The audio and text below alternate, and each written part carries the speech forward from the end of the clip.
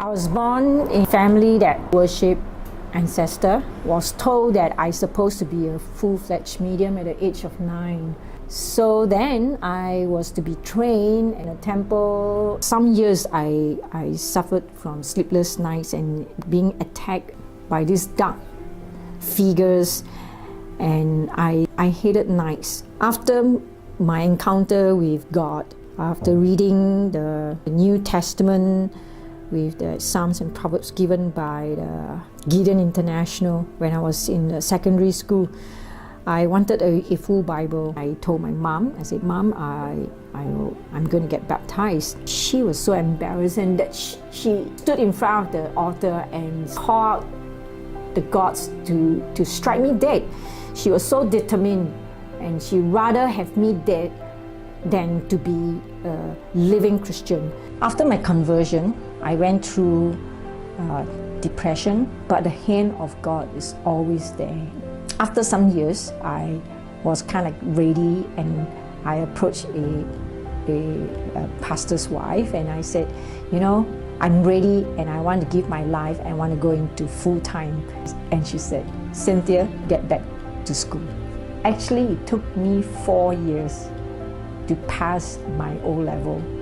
First day of work in 1996, I tendered my resignation letter, and when I told my dad that I'm leaving my job, and he thought I was crazy, and he said, you've gone so far to where you are now and you want to leave? His next question is, how are you going to give me my monthly allowance?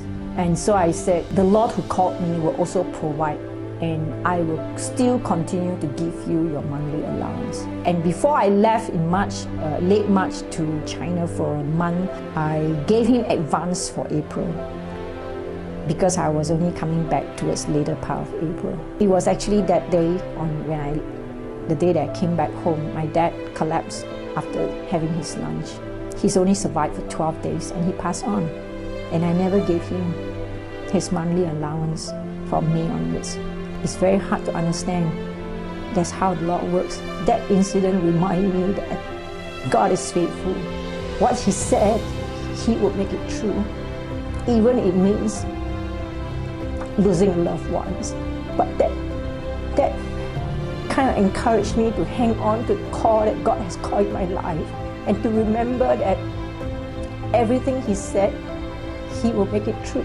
The Lord protected me when I was living in the Middle East. Just after I bought the bus, paid my fare, less than a minute, gunshots was just coming towards my direction where I was just standing a minute ago.